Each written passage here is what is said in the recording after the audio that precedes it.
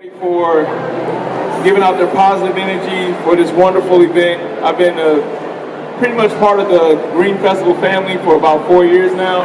I've been at all the events, so it's my honor, and I'm very happy to introduce a great friend of mine. Yeah, I'm talking about you. Yeah. Moby, and he's coming up to the stage now.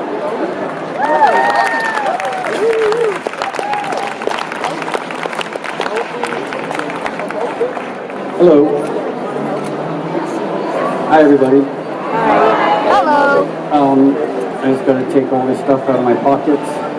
So, I'm happy to be here, and the Green Festival, here's the thing, I can't remember if they asked me to speak about veganism, or if they asked me to speak and I said, oh, well, please let me speak about veganism. Because I get asked this recurring question. And the recurring question, if you're a vegan, I'm sure you hear this as well, is why are you a vegan? And it's a hard question to answer succinctly. You know, because, and that's, so what I've done, sometimes when people ask me why I'm a vegan, I'll give them like a quick answer, but then if they really want to know, I find myself going on and on about why I'm a vegan.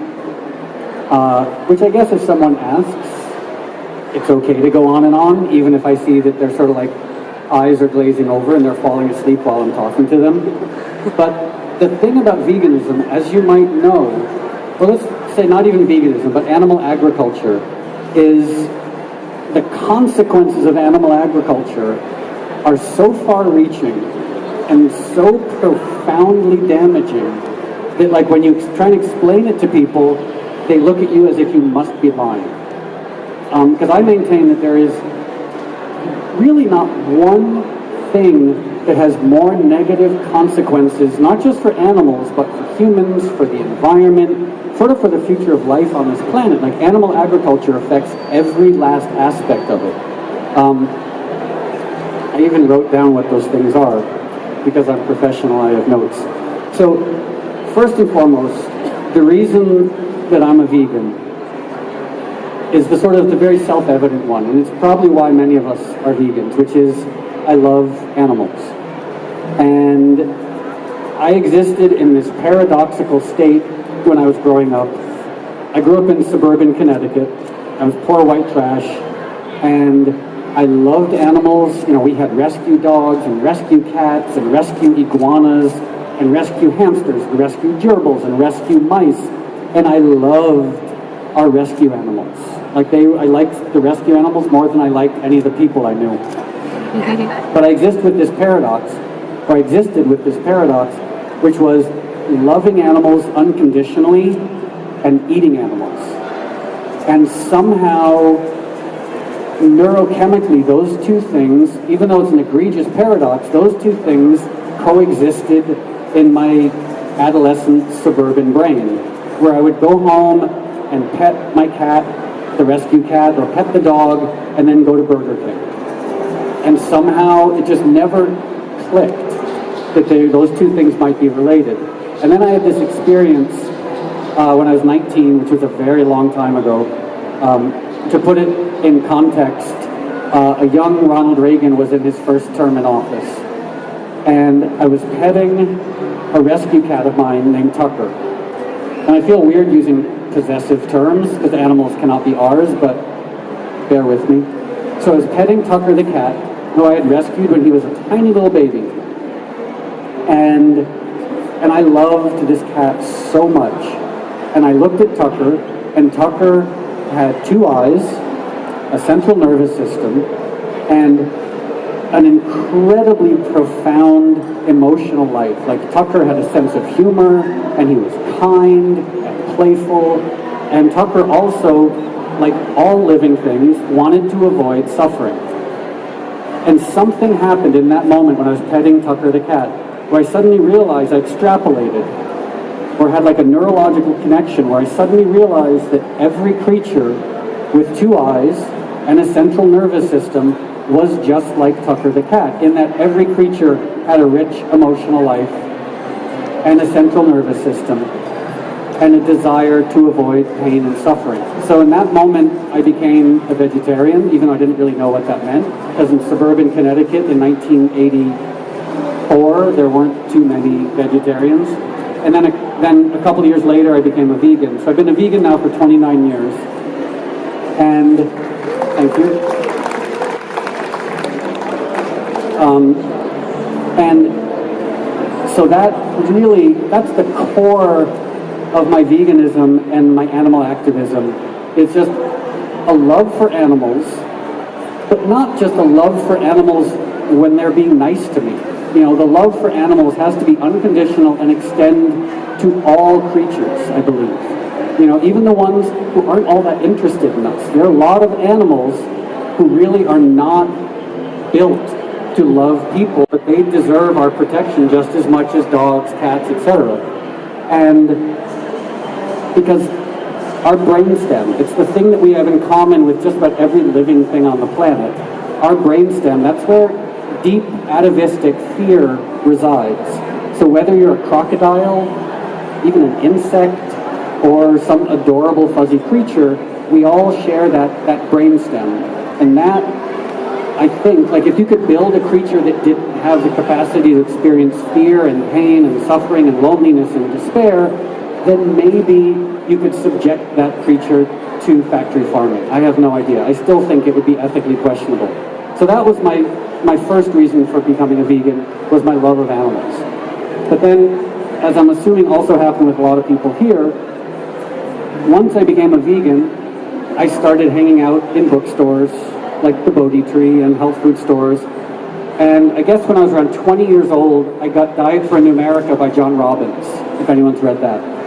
And that expanded upon my veganism. And it showed that there were so many other consequences to animal agriculture. And when I say animal agriculture, I'm including all animal agriculture, but specifically factory farming. And so I spent the last 29 years now looking into the ramifications and consequences of animal agriculture. And one of the most egregious is the role of animal agriculture in climate change. And I met Al Gore a few years ago, and I asked him, I said, Mr. Vice President, why, in an inconvenient truth, did you not mention animal agriculture? And he was very honest. He said, Moby, it's because the role of animal agriculture in climate is too inconvenient for most people to look at. But talking about climate change and not talking about animal agriculture is akin to talking about lung cancer and not talking about cigarette smoking. All considered, animal agriculture contributes 50% of climate change. So if you took every bus, every car, every plane, every train, every generator on the planet, and multiplied them times about 3, that's the impact of animal agriculture on climate change. And because traditionally people will say, oh, animal agriculture is 20% of climate change. That's direct emissions. You know, right now there are, let's say, 30 billion, if not more, animals on this planet who are being raised for human consumption. All of those animals are emitting methane, which is 12 times more potent climate gas than carbon dioxide. So when you talk about 20% of climate change coming from animal agriculture, that's directly from the animals. But what about all the petroleum, all the energy that's used to move the animals around, or to grow their food, or to move their food, or to keep them cool in the summer and not freezing to death in the winter, or cutting down the rainforest? All these things are directly involved in animal agriculture, and they contribute to climate change as well. And if you add everything up, the impact of animal agriculture and climate change is around 50%, which is mind-boggling, from my perspective at least. So then, reason number 3 of why I'm a vegan is another big one, which is human health. Recently, Joe Biden, our vice president, was appointed the director of what he calls the Cancer Moonshot, to defeat cancer in our generation. And there was not a single mention of prevention or the role of animal agriculture in human health, which again is mind-boggling. Like, you can't seriously talk about human health and not address the impact of consuming animals and animal products, you can't. Again, it's like you can't talk about lung cancer and not mention cigarette smoking.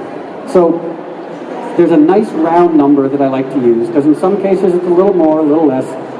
Obesity, cancer, diabetes, and heart disease all roughly are 50% attributable to animal agriculture, to consuming animals. And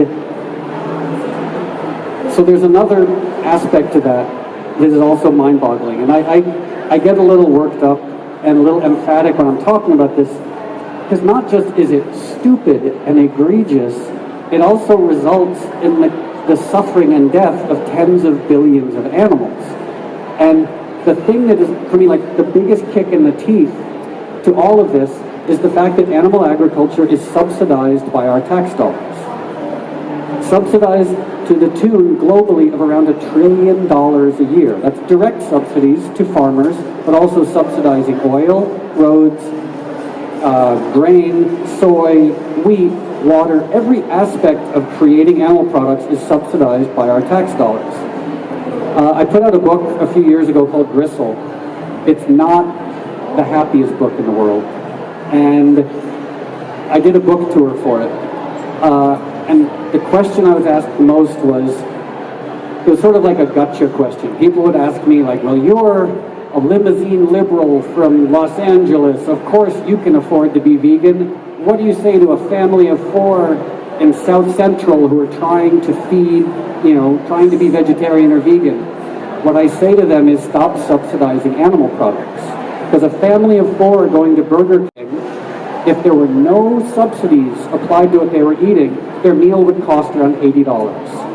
A pound of beef, unsubsidized, costs around $30. A gallon of milk, unsubsidized, costs around $25. So we're subsidizing this industry that, as we mentioned, destroys billions of animals, contributes 50% on climate change, and contributes 50% of cancer, heart disease, diabetes, and obesity. So we're basically, our tax dollars are going directly to these industries that are killing us, which is fucking mind-boggling. So here's a number. I was doing an interview earlier, and I sorry, I didn't mean to use dirty words. I guess he's a little too young to understand profanity. He's going to be playing Grand Theft Auto in a year and a half. So the other role is that of animal agriculture and famine. And I was doing an interview with someone, and I said that 100% of famine is caused by animal agriculture. And he looked at me like, you are a delusional crazy person, because that's not possible. But it is. And it's very simple. It takes 100 pounds of grain to make 100 pounds of bread. And you can feed a lot of people with 100 pounds of bread. It takes 100 pounds of grain to make 3 ounces of steak. So all that grain that could be fed directly to people, as we all know, is being fed to animals. It's the most inefficient use of resources I can possibly think of. If you were to tomorrow take all the grain, all the corn, all the soy, and instead of feeding it to livestock, feed it to people, famine would cease to exist instantly. Like, famine is a consequence of animal agriculture and nothing else. I mean, there might be some issues of distribution and geopolitical issues, but ultimately it's an issue of animal agriculture. So, how many people here live in California? All right. Lots. I'm going to state the obvious because I love stating the obvious. We have a water issue in California, correct? Yes. It's a pretty simple one. It doesn't rain that much, and we have a lot of people living here. And the snowpack gets smaller and smaller every year. So and I talked about this with some people at the governor's office, and they don't want to address this. Basically, the political approach to dealing with the drought is crossing their fingers and hoping it ends. They're not doing anything. So they'll say this statistic: 75% of California's water goes to agriculture. And that is so misleading. It's sort of like when people say carbohydrates are bad. I was like, all food is carbohydrates. Like, how do you make such a generalization? You make generalizations like that when it's self-serving and you don't want people to really pay too much attention. So 75% of California's water goes to agriculture. 40% of California's water goes to animal agriculture, or the food that is fed to animals. To put it in perspective, California's animal agriculture industry contributes less than 0.5 of our gross domestic product. 0.5% of our gross domestic product comes from animal agriculture, and we are giving it 40% or more of our water, which, if we lived in Wisconsin, that might not be that big of a deal. But every year, there's less and less water, and no one in Sacramento is doing a single thing to address this. They say it's too messy politically. I was like, well, how messy is it going to be when you turn on your tap and there isn't water? But yet, the feedlots and the slaughterhouses get tons and tons of water because of the political dealings that they've done. So, okay, that's reason 5. Reason 6, we're all familiar with the apocalypse, right? Yeah. And the 4 horsemen of the apocalypse, like Goofy, Sneezy, whatever their names are. The last horse of the apocalypse is the pale horse. And that's the horse of disease and pestilence. So this is the one that scares politicians the most, and it's antibiotic resistance. I was talking about this with Senator Boxer, and she doesn't care about any of these other issues. Well, maybe she does, but not really. But this one, antibiotic resistance, is the one that is terrifying people in politics, because essentially we have created superbugs. We've created these bacteria that don't respond to any of our antibiotics. 50%, if not more, of antibiotic resistance comes from animal agriculture. So we are essentially building this 4th horse of the apocalypse and feeding it and giving it strength, because we use antibiotics to not just help the animals grow, but to keep them alive, because we keep them in such terrible, if you've ever seen these CAFOs and these feedlots, like, they're just disgusting. The only way the animals are kept alive is by feeding them a steady diet of antibiotics. So we use all these antibiotics to keep these sick animals alive, and we create superbugs who don't respond to antibiotics. So if you want to advance the cause of animal agriculture right now, oddly enough, this is the issue that's getting the most traction in Sacramento and DC, because it's the scariest one for them. It's the one that's actually going to have consequences very soon, and suddenly children and the elderly and people who are immunocompromised are not, they're going to start dying just left and right, because they're going to be infected with these superbugs that won't respond to antibiotics. Lastly, because I made notes, lastly, my long list, and I hope you're scared and angry and upset, because you should be, because all this is avoidable. It's real simple. Stop using animals for food. Stop subsidizing animal production. It's just blatantly obvious. If there is a future to our species, they will look back at the use of animals for food and just be baffled. They're like, wait, so let me get this straight.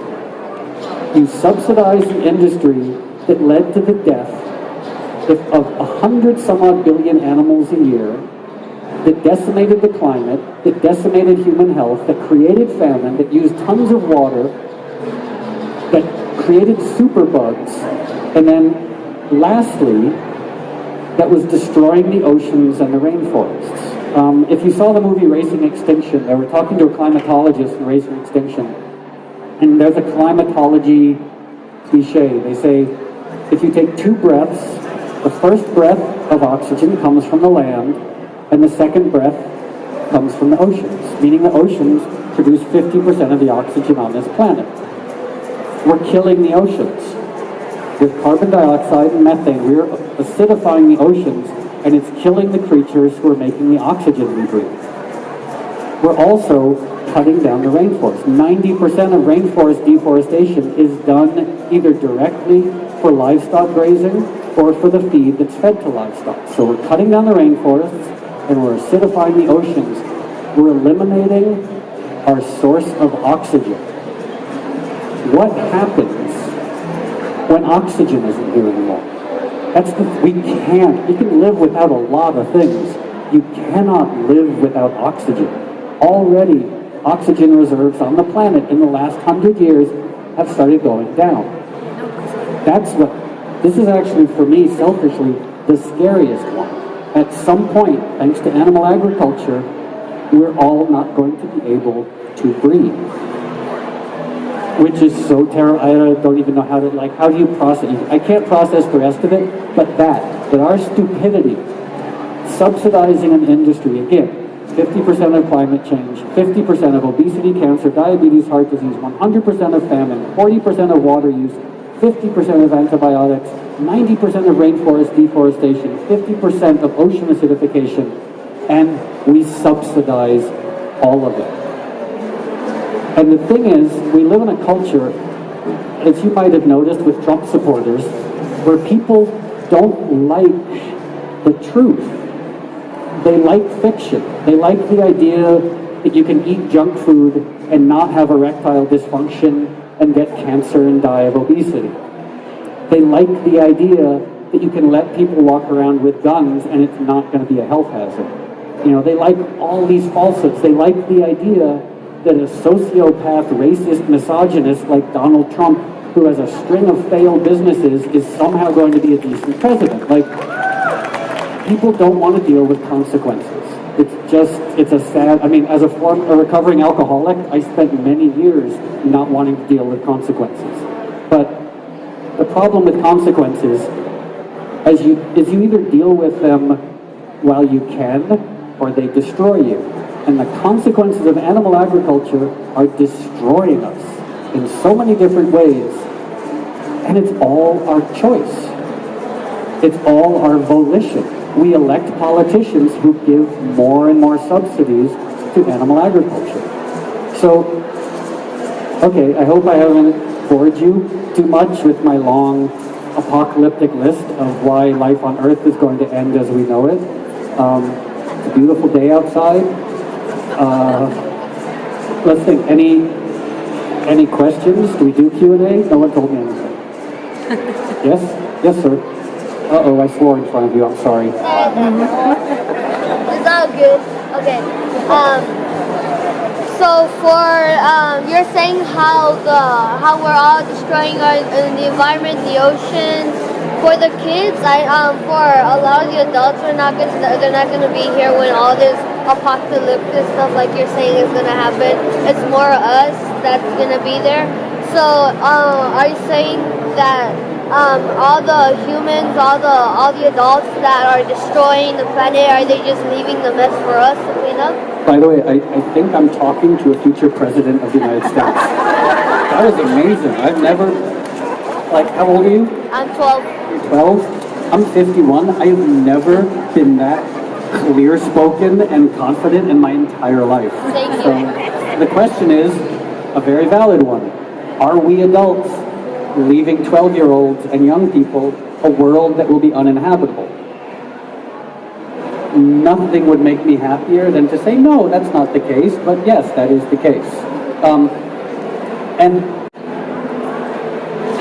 And there's a lot that we can do. That's the other thing, is the world is constantly changing. We need to be the ones who change it. And that doesn't necessarily mean commenting on something on Facebook and getting 3 likes. It means stepping outside of your comfort zone and being an activist to essentially change and save the world. I'm a musician by trade, and I write books and I do other things, but animal activism, that's my life's work. Everything else I do pales in comparison to activism. I wish that wasn't the case. I wish I could say to you, no, the world is fine. We got millions of years left, tons of renewable resources. The truth is we do, if we stop feeding those resources to livestock. Do that one thing. 2 things, just 2 simple things. Stop using oil for energy, stop using animals for food. The world becomes a paradise overnight. It's really, it's actually that simple. Problem is, the oil industry and the animal industry, these are trillions of dollars of vested interests. But so I look forward to voting for you in you're 12. By the time you're 32, yeah. Thank you. And veganism, no one even know how to pronounce it. Was it vegan or vegan? And now, I want to hear a good name drop. I had dinner with Bill Clinton the other night, and Bill's a vegan. I know, I love name dropping. But he's mainly a vegan. So Al Gore is mainly a vegan. But so many people were really interested in this. And once, it's like a gateway drug. Like once they say, oh, I like baby cows, maybe I shouldn't eat them, then they find out about all the other stuff. And you become like James Cameron, like a vegan evangelist. You know, like a few years ago, James and Susie Cameron weren't that aware of what was going on in the world of animal agriculture. And now they are hardcore, you know, like seriously committed to ending animal agriculture. So I feel like we're on the right side of history. I hope that doesn't sound too self-serving, because I'm basically saying I'm on the right side of history, which is a little creepy. But I really think that we are, because we're engaged, by being vegan, by being animal rights activists, we're engaged in something. At the end, I'm just going to quickly go down my list. We're engaged, if we end animal agriculture, in something that will reduce climate change by 50%, reduce heart disease, obesity, cancer, diabetes by 50%, reduce famine by 100%, reduce water use by 40%, reduce antibiotic resistance by 50%, reduce ocean acidification by 50%, and reduce rainforest deforestation by 90%, and save hundreds of billions of animals. So, you look at that mountain of evidence, of course we're on the right side of history. I just hope there's a history to be on the right side of. That was a really good tagline. I'm going to have to remember that. Thanks, everybody, and have a wonderful weekend. I hope, as great as this is, I hope you all get the chance to go outside as well.